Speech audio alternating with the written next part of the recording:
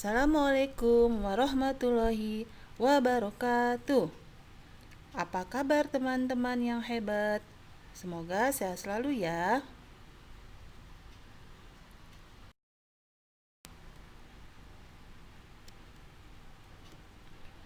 Sebelum memulai pembelajaran, diawali dengan sholat duha dan membaca al-masurat.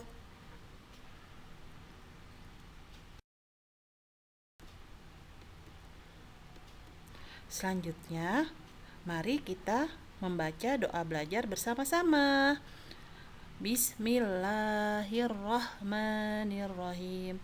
Allahumma inni as'aluka ilman nafi'a wa rizqan thayyiba wa amalan mutaqabbala. Ya Allah, sesungguhnya aku memohon kepadamu ilmu yang bermanfaat dan rizki yang baik dan amal yang diterima. Amin.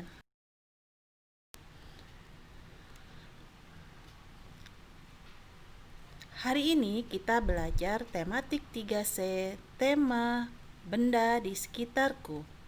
Subtema 1, pembelajaran 1, pelajaran bahasa Indonesia tentang ciri-ciri benda, proses pembuatan benda yang terbuat dari kayu, tahapan pembuatan kertas, dan menjelaskan sifat dari bahan kaca, logam, dan karet.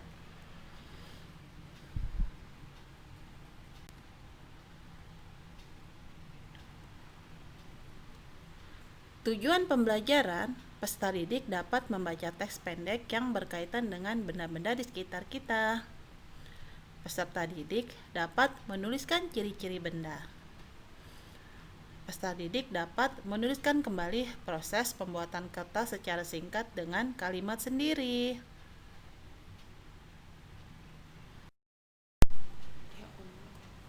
Selanjutnya, Ustazah akan menjelaskan tentang benda-benda di sekitar kita. Benda-benda di sekitar kita memiliki aneka bentuk. Misalnya, benda berbentuk bulat, persegi, segitiga, lingkaran, tabung, dan tak beraturan. Benda-benda di sekitar kita memiliki beraneka warna. Misalnya, benda berwarna merah, jingga, kuning, hijau, biru, nila, dan ungu. Benda-benda di sekitar kita memiliki beraneka ukuran. Misalnya, benda berukuran besar atau kecil. Bentuk, warna, dan ukuran membedakan benda satu dengan benda yang lain.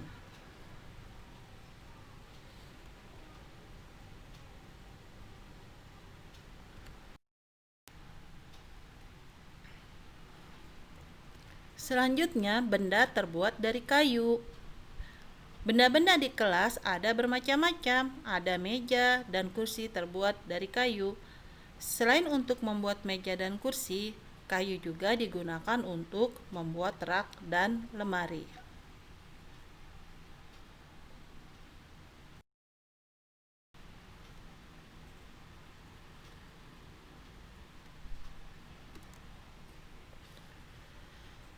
Selanjutnya, proses pengolahan kayu. Proses pengolahan kayu dimulai dari penebangan pohon di hutan. Hutan yang dapat ditebang pohonnya adalah hutan produksi. Setelah ditebang, hutan tersebut akan ditanam kembali.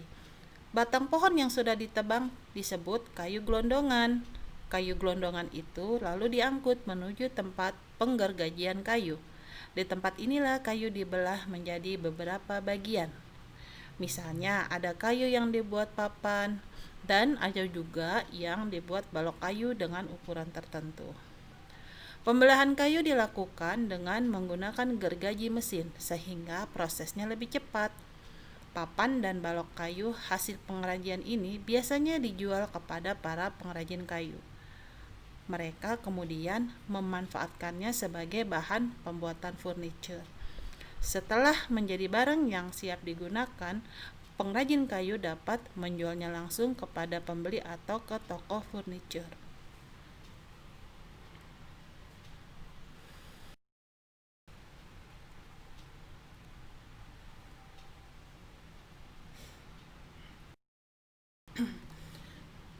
Selanjutnya, Ustazah akan menjelaskan proses pembuatan kertas. 1. Pohon ditebang menghasilkan kayu gelondongan.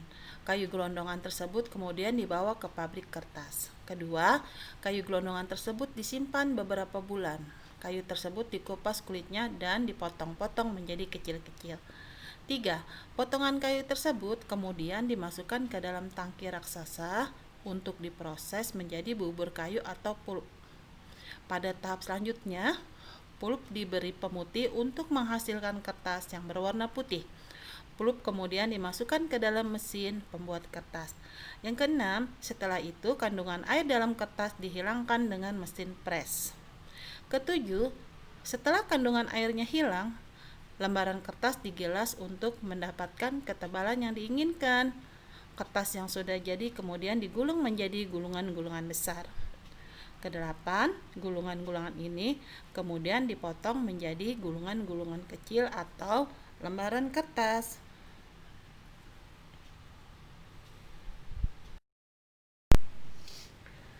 Selanjutnya, Ustazah akan menjelaskan tentang sifat dari bahan kaca, logam, dan karet.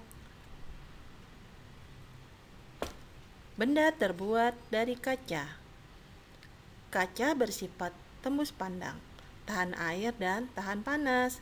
Karena sifatnya tembus pandang, kaca digunakan pada jendela. Kaca juga digunakan untuk membuat berbagai macam peralatan makan dan masak. Karena tahan air dan tahan panas. Namun, bahan kaca memiliki kelemahan, yaitu mudah pecah.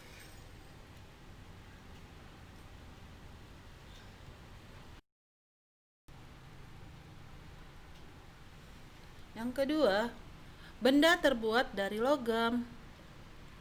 Bahan yang termasuk logam yaitu besi, baja, emas, perak, dan aluminium. Logam memiliki sifat keras, kuat, dan tidak lentur. Logam juga tidak menyerap air dan tahan api. Logam cepat menghantarkan panas, oleh karena itu, logam banyak dimanfaatkan untuk membuat peralatan masak seperti panci, wajan, dan cerek.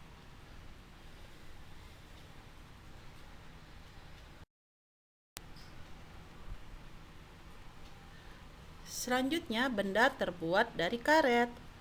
Karet bersifat kuat dan lentur. Karet juga bersifat elastis, artinya karet dapat ditarik memanjang dan jika dilepaskan akan kembali ke bentuk semula. Karet dimanfaatkan untuk berbagai keperluan, misalnya membuat ban, alas sepatu, dan pembungkus kabel. Meskipun karet bersifat kuat dan lentur, tapi tidak tahan api. Jadi, jangan sampai peralatan di rumahmu yang terbuat dari karet terkena api. Karet yang terkena api akan meleleh.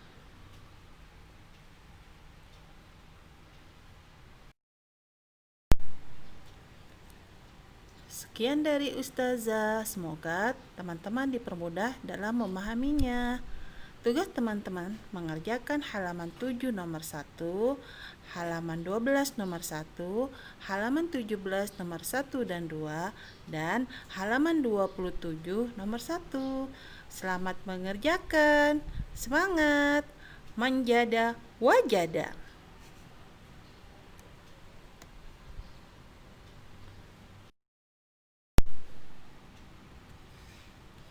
Wassalamualaikum warahmatullahi wabarakatuh.